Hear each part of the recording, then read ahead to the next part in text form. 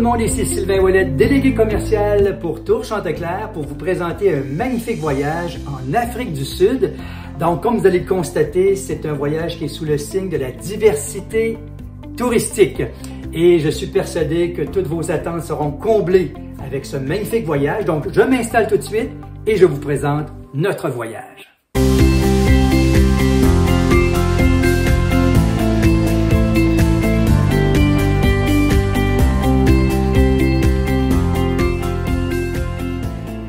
Alors voilà, donc notre voyage, le voyage en Afrique du Sud, est vraiment un périple hors du commun et c'est ce que Tour Chanteclair et Groupe et compagnie, on vous invite à vivre avec un voyage qui est sur mesure. Donc c'est un itinéraire qui a été organisé avec les spécifications de Groupe et compagnie et l'expertise de notre département des horizons lointains et de nos spécialistes du continent africain.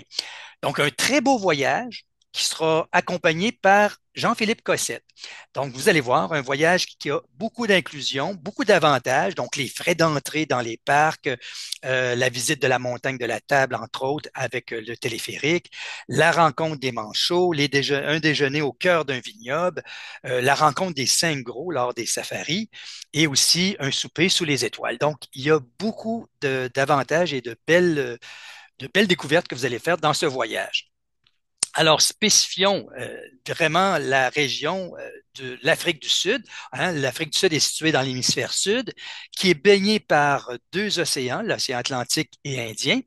Et c'est un pays qui s'étend sur environ 1000 kilomètres du nord au sud et 1500 kilomètres d'est en ouest. Donc, c'est un pays très varié, très diversifié également au niveau de ses reliefs, mais également de ses paysages qu'on va voir d'une beauté vraiment remarquable.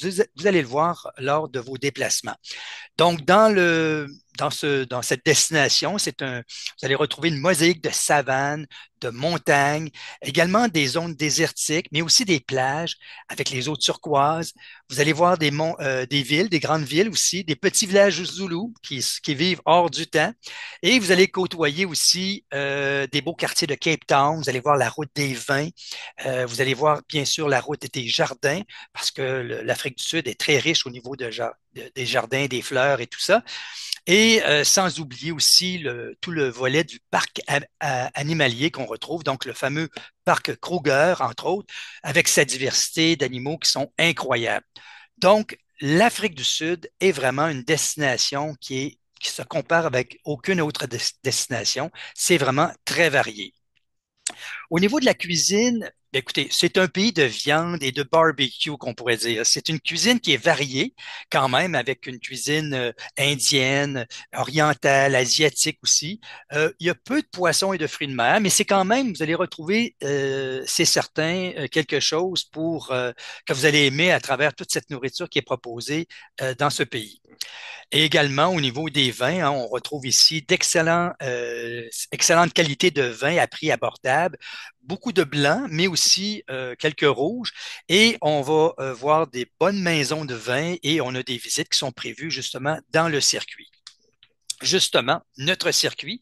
Comment se déroule notre circuit? D'abord, on va arriver dans la ville du Cap en soirée. On va être accueilli par notre représentant francophone sur place.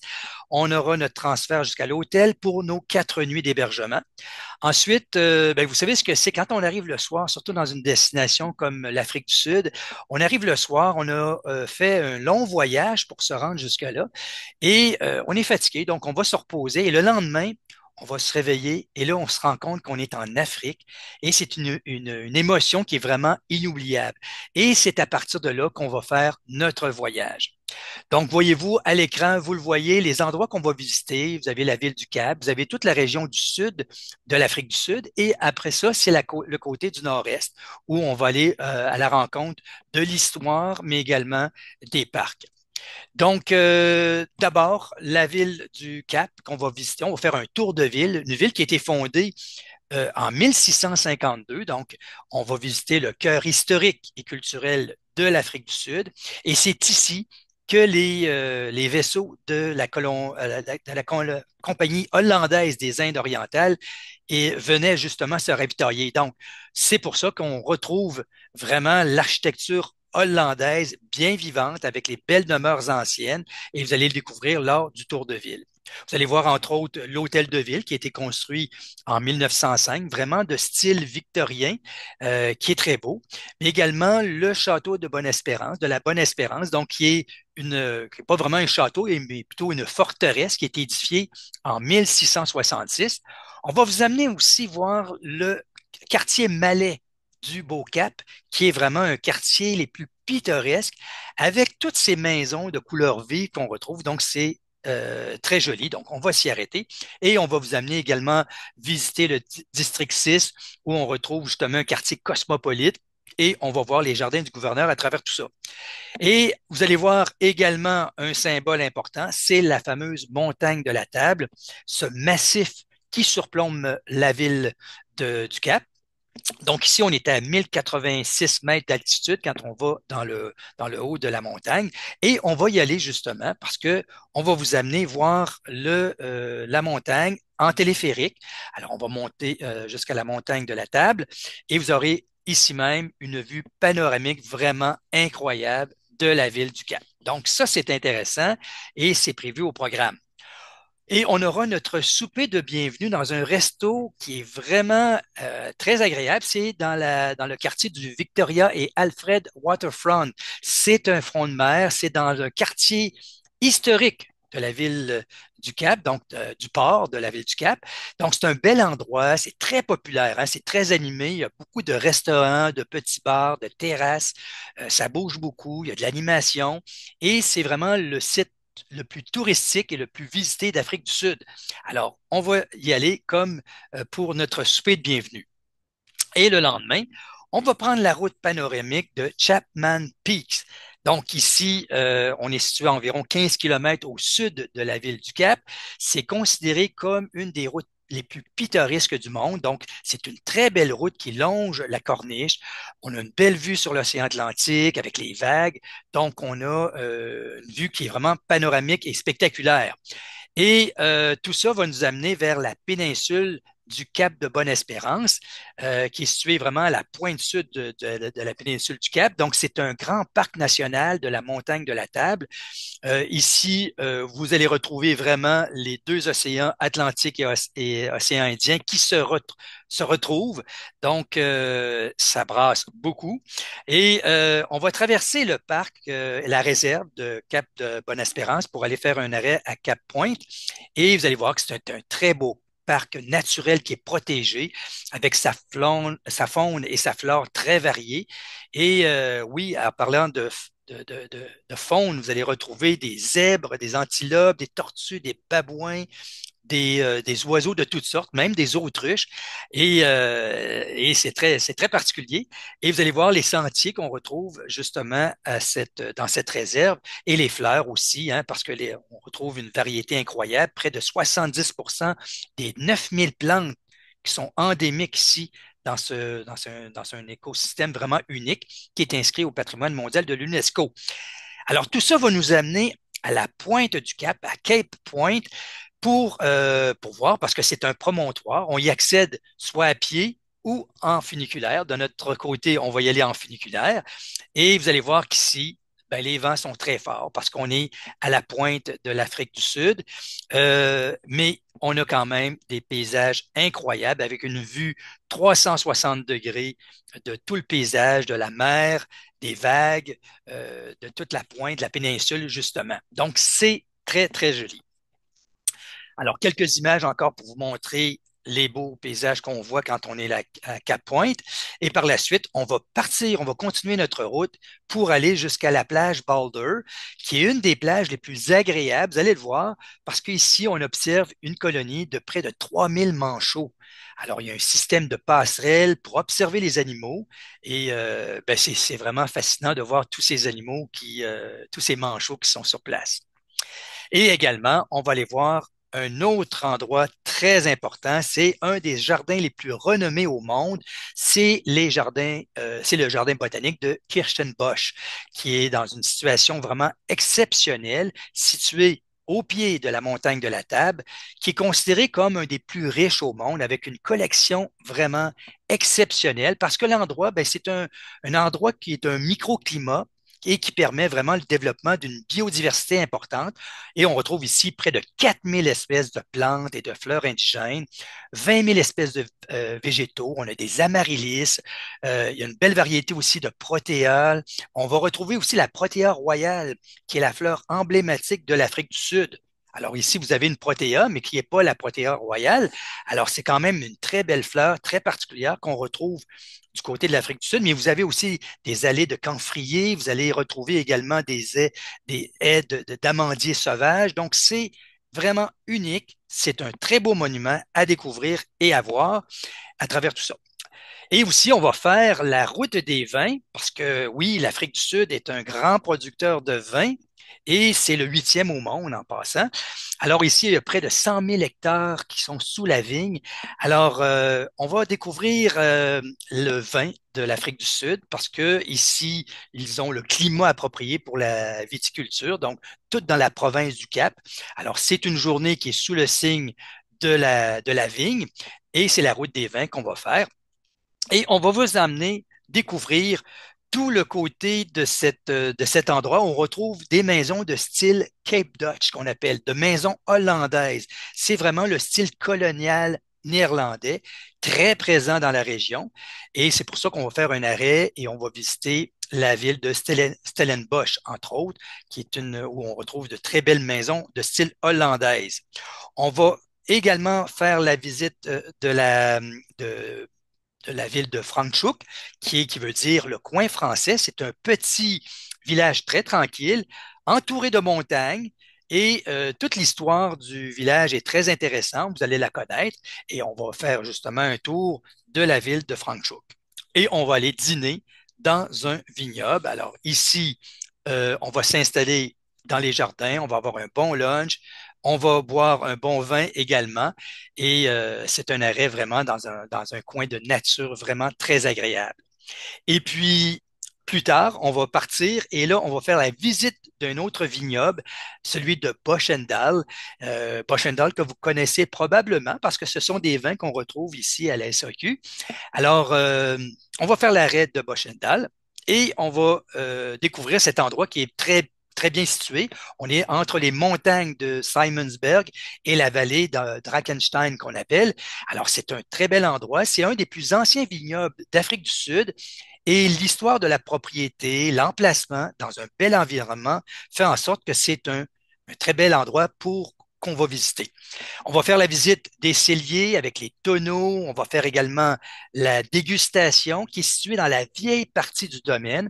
Alors, une dégustation de vin qui est principalement du chardonnay et du sauvignon blanc. Ensuite, on va partir du sud, donc de la région de Cape Town, et on va s'en aller vers le nord-est. Et là, on va s'en aller dans la région de Mpumalanga, qui est vraiment une très belle région. Donc, Mpumalanga, qui est une région agricole, réputée pour son industrie bananière. Et on va du côté de Hazyview, et c'est ici qu'on est tout près, pas tellement loin, du parc Kruger. Donc, on va s'installer à notre hôtel pour 2 nuits. On est à l'hôtel Numbi, qui est un hôtel de catégorie 4 étoiles, encore bien situé dans un environnement tropical avec les arbres, la piscine et tout. Et notre hôtel est situé seulement à 10 minutes de l'entrée du parc Kruger. Et le parc Kruger, ben, c'est à voir, c'est la plus grande et la plus ancienne réserve naturelle d'Afrique du Sud. Ici, on dénombre près de 147 espèces de mammifères, 507 oiseaux, 336 arbres différents, donc des qualités, une variété assez incroyable à ce niveau-là. Donc, vous allez retrouver une réserve d'animaux qui est la plus riche du continent, avec une biodiversité exceptionnelle. Alors, c'est un grand territoire, le parc, parce que, écoutez, on parle de 20 000 kilomètres carrés avec des plaines, des savanes, tout ça. On considère que c'est la grandeur, 2 fois la grandeur de la Jamaïque, pour vous dire. Donc, c'est un très, très grand parc.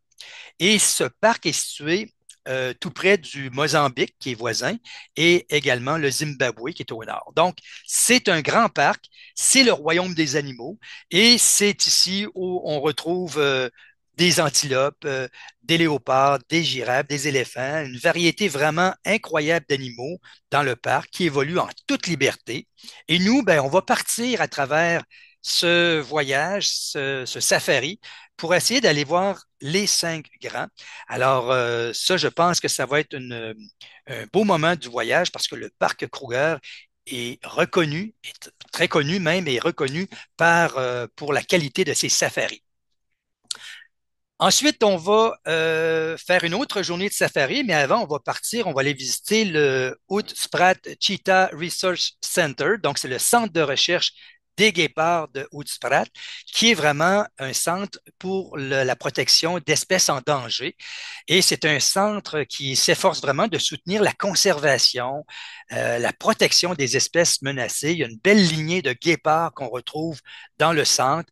On réhabilite également le rhinocéros, mais aussi le lion, l'antilope des sables, le serval. Donc, c'est un endroit qui est vraiment très intéressant. Vous allez le voir, vous allez rencontrer des gens qui vont vous donner beaucoup d'explications et c'est un endroit qui est fascinant. Et puis, on va vous amener vers la réserve privée et on va s'installer dans le magnifique lodge Shiduli Private Game Lodge, qui est un très bel endroit où nous allons passer une nuit, où vous allez retrouver des chalets en toit de chaume qui sont spacieux, climatisés. Les jardins sont vraiment extraordinaires. L'endroit vous invite vraiment à la détente. Vous allez adorer. Et tout ça, vous allez avoir comme toile de fond la chaîne de montagne du Drakensberg. Donc, c'est un endroit qui est superbe. Alors, vous avez ici une grande piscine, les bars, restaurants, tout ça. Donc, c'est un bel endroit pour se reposer, pour s'installer pour une nuit. C'est un endroit avec des beaux paysages, je le mentionnais tout à l'heure. Donc, c'est à partir d'ici que nous allons partir à la découverte d'un safari dans une réserve privée. Parce que faire des safaris dans des réserves de parcs nationaux, c'est une chose, et faire des safaris dans des réserves privées, c'est une autre chose. Donc, on va partir avec un ranger et un pisteur, et c'est très intéressant parce que là, on va partir vraiment à la découverte des Big Five, des cinq gros. Les cinq gros sont le lion, l'éléphant, le buffle, le léopard et le rhinocéros. Donc, l'avantage de partir dans une réserve privée, c'est qu'on n'a pas à suivre juste un chemin.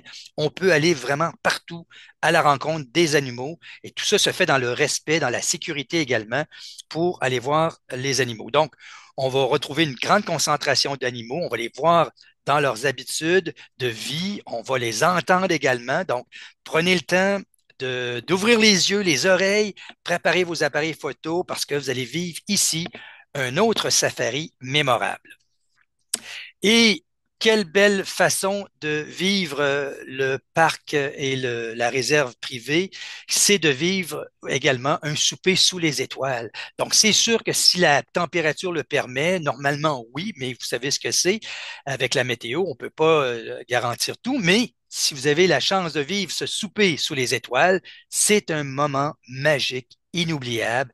C'est vraiment un moment où j'ai vécu ce moment dans un safari, justement, de vivre le souper sous les étoiles. C'est bien organisé, la nourriture, elle est excellente, c'est varié. À travers ça, vous avez des chandelles, des lampes, un feu de camp qui anime tout ça. Il y a de la musique, il y a de l'ambiance. Et on vit ce beau moment dans la nature, dans la noirceur de la nature, tout ça éclairé à la chandelle. Donc, c'est vraiment un très beau moment. Alors, espérons la température sera au rendez-vous parce que vous allez vivre le souper sous les étoiles. Et le lendemain, bien, écoutez, c'est un safari, encore une fois, qu'on va vivre très tôt le matin parce que le matin, c'est là que ça se passe pour voir les animaux. Alors, comment ça fonctionne, c'est que le matin, on commence à prendre quelques biscuits, café ou thé pour avoir un petit quelque chose dans l'estomac. Et là, on part très tôt pour aller voir les animaux. Et quand on a fait notre safari après ça, bien, on a un déjeuner beaucoup plus copieux qu'on aura, donc un buffet, tout ça. Donc, le matin, en partant très tôt, ben, ça nous permet de voir beaucoup d'animaux, de les voir vraiment dans leur vie active de la nuit, du matin, donc d'être en chasse, tout ça. Alors, c'est vraiment une très belle expérience pour profiter de l'expérience du safari. Alors, c'est pour ça qu'on a un safari qui est très tôt le matin. Puis, on va découvrir un autre endroit de nature incroyable, c'est le fameux canyon de la Blythe River. Hein, c'est un très grand canyon qui a près de 800 mètres de profondeur qui est long d'environ 26 kilomètres. Écoutez, c'est considéré comme le troisième plus grand canyon au monde, avec des panoramas extraordinaires. Donc, on va vous amener voir le canyon de la Blythe River et on va vous amener voir également les fameuses Borky Lock Puddles, ce sont les marmites des géants, une curiosité géologique très intéressante avec ces marmites, ces trous qui ont été creusés par l'érosion. C'est vraiment unique, donc on va s'y arrêter. Puis, on va aller jusqu'à la capitale nationale de l'Afrique du Sud, Pretoria, une ville tranquille, universitaire, et on va faire le tour de la ville parce que c'est très intéressant de découvrir les principaux monuments de la ville, comme ici, Church Square, qui est le centre historique de la ville de Pretoria, avec de très beaux monuments historiques, dont le monument des Voortrekkers. Les Voortrekkers, ce sont un monument qui rend hommage aux pionniers Boer, ces pionniers qui sont d'origine néerlandaise, allemande et française, qui sont arrivés en Afrique du Sud et qui sont installés également dans l'endroit. Alors, on a le monument qu'on va découvrir également, le bâtiment de l'Union aussi, le bâtiment de l'Union qui est le siège du gouvernement de l'Afrique du Sud. Il est inscrit au patrimoine des monuments nationaux. C'est l'emblème même de la ville de Pretoria. Et c'est ici à Pretoria qu'on va avoir notre souper d'adieu dans un restaurant local. Parce que le lendemain matin, eh bien, on va partir et on s'en va dans un quartier qui s'appelle Soweto, que vous connaissez sûrement le nom. C'est un township, hein, c'est le Southwest Township, donc Soweto, et c'est le plus peuplé d'Afrique du Sud. Et peut-être si vous en souvenez, dans les années 80, il fut le symbole même de la résistance noire à l'apartheid. Donc, c'est un endroit historique important et on va le découvrir avec notre guide. On va vous amener dîner dans un shebeen qu'on appelle, c'est un restaurant typique, un restaurant traditionnel qui est de l'époque justement de l'apartheid et c'est un repas qui est sous forme de buffet simple avec des spécialités de cuisine locale, une excellente nourriture que vous allez goûter sur place avec un personnel sympathique, accueillant et tout votre repas sera rythmé au rythme des chants locaux et c'est vraiment très, très agréable. Et puis, on va vous amener voir la fameuse rue Vilikazi, et parce que cette rue, elle a une particularité. Ici, a vécu deux prix Nobel de la paix dans la même rue, imaginez. Donc, c'est Desmond Tutu, hein, et Nelson Mandela. Donc, c'est les deux personnes qui ont réussi, qui ont eu le Nobel de la paix et qui ont vécu dans cette même rue. Donc, c'est unique au monde et on va s'y arrêter. Et on va vous amener voir également l'église Regina Mundi, qui est la reine du monde. Ce n'est pas un lieu de prière comme les autres, c'est vraiment surnommé la cathédrale du peuple ou l'église du peuple, parce que c'est la plus grande église catholique romaine du pays, mais c'est aussi l'histoire où les Sud-Africains ont accouché de leurs rêves, leur espoir et leur lutte pour l'indépendance et l'égalité des droits.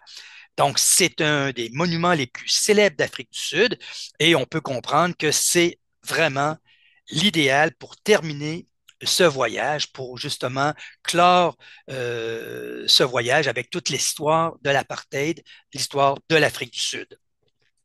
Et ceux qui auront peut-être le goût de prolonger ce voyage, bien, écoutez, ça serait important de réserver l'option de prolongation pour aller voir les chutes Victoria.